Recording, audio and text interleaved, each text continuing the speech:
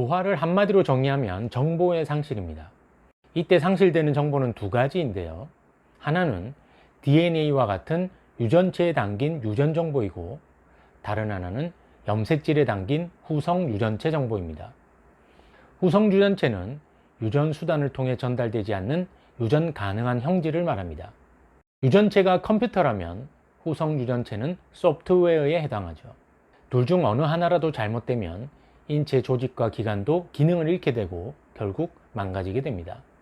지금부터 들려드릴 노화 이야기는 두 가지 중요한 정보를 상실하지 않기 위해 우리 입안으로 무엇을 집어넣을 것인가와 무엇을 집어넣지 말 것인가라는 문제에서 시작합니다. 약한 스트레스를 받으면 몸이나 세포가 반응해 활성을 띠는데, 이런 현상을 호르메시스라고 합니다.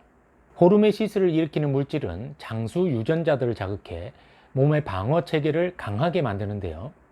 이미 시장에 나와 있거나 개발 중인 몇 가지 장수 물질들을 알아보겠습니다.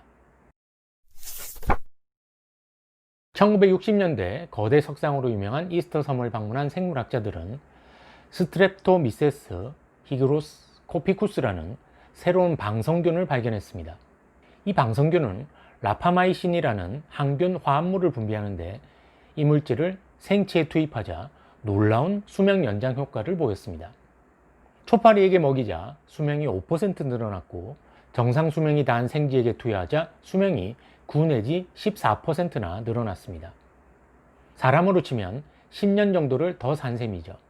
다만 라파마이신은 고용량으로 장기간 복용하면 콩팥에 독성을 일으키기 때문에 소량으로 혹은 간헐적으로 복용해야 합니다. 프랑스 랄락에서 수출해 2형 당뇨병 치료제로 널리 사용되는 메트포르민도 놀라운 수명 연장 효과를 나타냅니다. 생쥐에게 아주 낮은 용량으로 투여하자 수명이 6% 늘었고, 설치류에게 투여한 26건 중 25건에서 암 발생을 억제했습니다.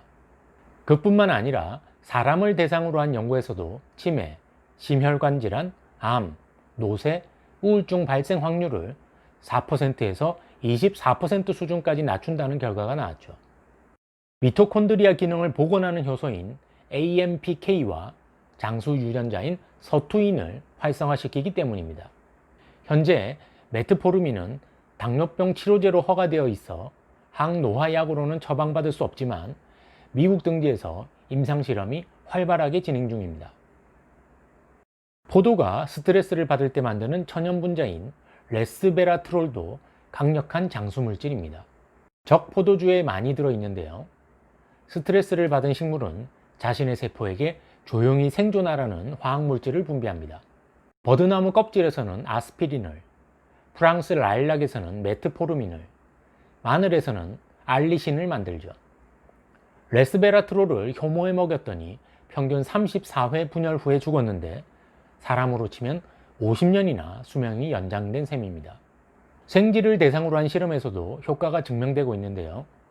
생쥐를 암, 심장병, 뇌졸중과 급성심근경색, 신경퇴행질환, 염증질환 등 수십 가지 질병으로부터 보호하고 회복력도 향상시켰습니다.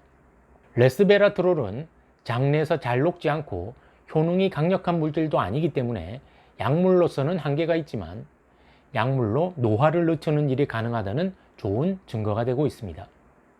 1980년대 이래로 연구자들은 사람과 유전적으로 가까운 붉은 털 원숭이를 대상으로 열량을 제한하는 연구를 해왔습니다.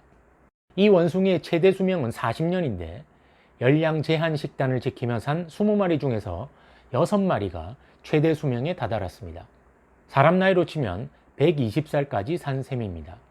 생쥐를 대상으로 한 실험에서도 열량 제한을 시작하면 수명이 늘어나는데, 일찍 시작할수록 수명은 더 늘어납니다. 건강하게 더 오래 살 확실한 방법 하나를 꼽으라면 적게 먹어라입니다. 15세기 베네치아 귀족인 루이지 코르나로는 하루에 340g의 음식과 포도주 2잔만 먹었습니다. 평균 수명이 40세에 불과했던 시기에 100세 가까이 건강하게 살았죠. 장수 지역으로 유명한 오키나와 섬 아이들은 본토에 비해 열량 섭취량이 3분의 2에도 못 미칩니다.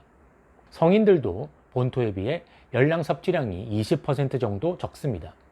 적게 먹으면 수명을 늘릴 뿐 아니라 심장병, 당뇨, 뇌졸중, 암까지 억제하기 때문에 삶의 질과 양 모두를 개선할 수 있습니다. 주기적인 열량 제한 방법인 간헐적 단식이나 주기적 단식도 수명 연장에 큰 도움을 줍니다. 사람들이 죽는 법을 잊은 섬이라 불리는 그리스 이카리아 섬 주민들은 그리스 종교의 독실한 신자들입니다. 일정표에 따라 한 해 중 절반 이상을 금식하고 있는 그들은 주민 중 3분의 1 이상이 90살 넘게 삽니다. 또 다른 장수촌인 중국 남부 바마야족 자치현 주민들은 정오 무렵에 처음으로 약간의 식사를 하고 해질 무렵에 가족과 함께 저녁 식사를 합니다.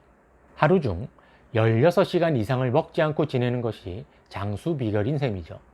영양실조를 일으키지 않을 정도의 주기적 단식은 장수 유전자를 활성화시켜 노화를 방지합니다. 노화 생물학의 세계적인 슈퍼스타인 데이비드 A. 싱클레어 하버드 의대 교수와 매슈 D. 러플랜트 유타 주립대 교수가 쓴 노화의 종말은 되도록 음식은 적게 먹고 꾸준히 장수 물질을 복용하라는 두 가지 장수 비법을 다양한 사례와 과학적 증거와 함께 흥미롭게 들려줍니다.